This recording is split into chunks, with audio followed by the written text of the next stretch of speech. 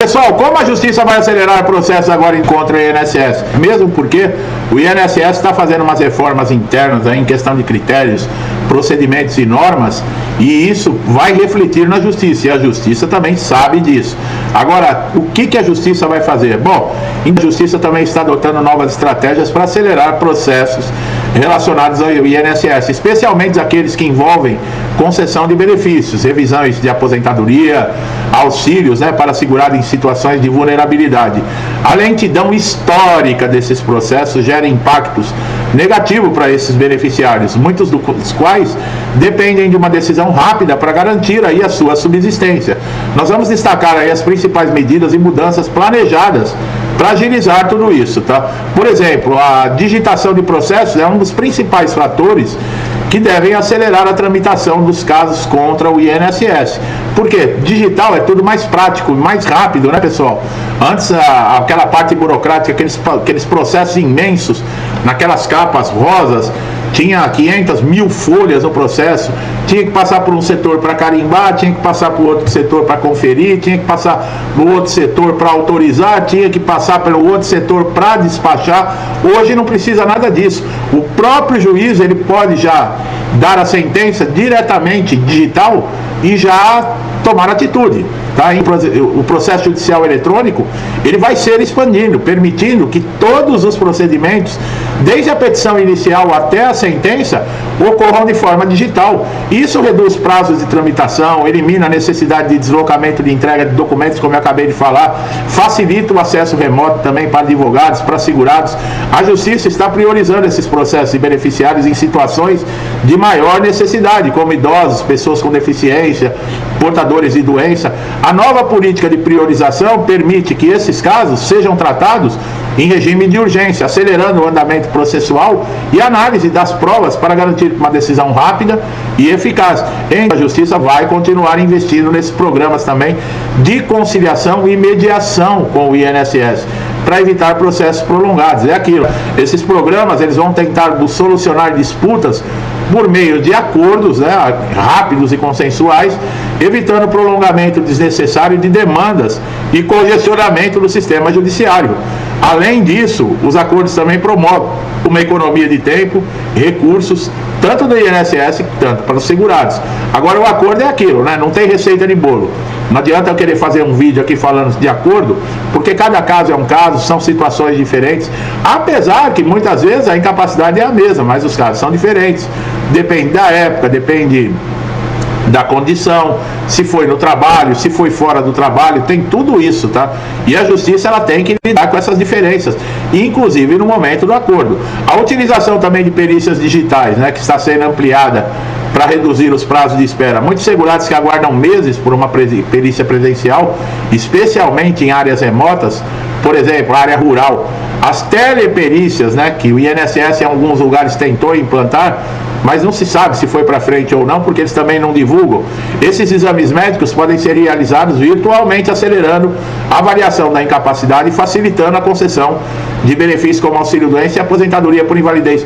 Nós não vemos hoje, por exemplo, na área criminal, o juiz, ele fazendo, por exemplo, a parte lá do processo, falando muitas vezes com o criminoso, com as testemunhas, virtualmente. Isso serviria também para o juiz no caso de INSS.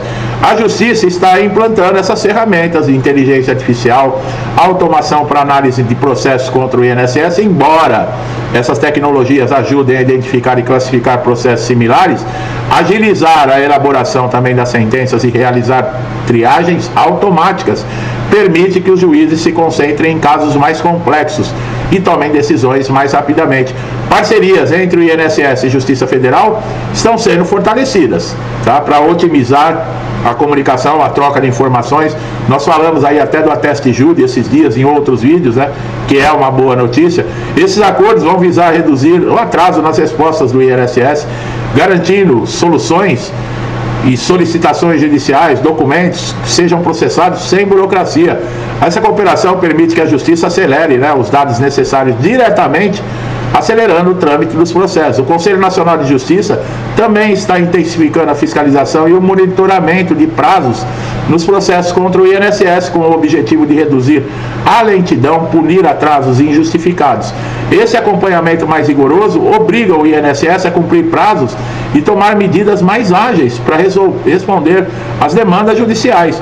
Em algumas regiões está sendo criada aí varas especializadas para tratar exclusivamente de questão previdenciária. Deveria, né? Porque é muito processo. Em 2023 foram 4 milhões de ações contra o INSS abertas na Justiça. Com os profissionais e peritos especializados em direitos previdenciários, essas varas elas conseguem lidar de maneira mais rápida e assertiva com relação aos processos do INSS, reduzindo o acúmulo de ações e garantindo uma análise mais técnica dos casos, né? Para casos que o beneficiário já obteve, por exemplo, decisão favorável, o pagamento do benefício ele é emergencial, tá? O sistema de urgência está sendo implementado para liberar o pagamento em até 30 dias após a decisão da Justiça. Esse sistema vai garantir que essas pessoas não fiquem sem recursos, né? Depois que receberem a sentença. Para evitar falhas processuais e erros também que prolonguem o trâmite, a Justiça e o INSS estão fortalecendo programas de orientação do segurado, coisa que o INSS não faz, né, pessoal? Esses programas buscam informar melhor o beneficiário sobre como realizar pedidos, quais documentos são necessários, como proceder no caso do benefício seja negado. Isso inclui uma expansão do acesso também de defensores públicos e advogados previdenciários gratuitos para auxiliar os segurados de baixa renda. Essas mudanças visam acelerar o tempo de resposta dos segurados, garantindo que processos previdenciários sejam resolvidos de uma maneira mais célere e os direitos dos beneficiários sejam preservados com mais eficiência, né?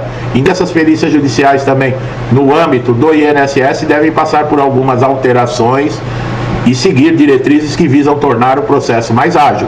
Isso na Justiça. Transparência, justiça, para quem depende, por exemplo, do benefício, né? Vai mudar o quê? Eles vão pedir exames, né? Vão receberem documentação que é feita, né, na abertura da solicitação de um benefício judicial, como auxílio-doença, aposentadoria por invalidez. É necessário atender os requisitos. As mudanças estão ocorrendo no cenário, né, e buscam melhorar essa prestação de serviço, tá? A utilização de perícias digitais realizadas, né, como nós falamos, por teleperícia, vai continuar a crescer, esperamos, tá? Mas desde que seja algo sério também, né, pessoal?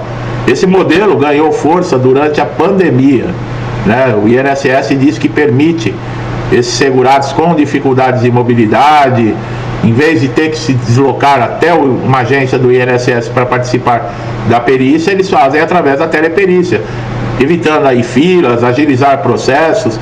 Agora precisa mudar também a consciência e o procedimento e a maneira de ser feita essa perícia dentro do INSS, né? Espera-se que profissionais de verdade façam essa perícia. Está havendo um esforço para uniformizar os critérios de avaliação desses peritos, evitando interpretações subjetivas que levem a resultados diferentes para casos similares. A uniformização dos critérios, com base em protocolos mais claros, deve garantir uma equidade nos processos de avaliação de incapacidade, especialmente nas perícias que envolvem situações e condições complexas, como transtornos mentais e doenças degenerativas.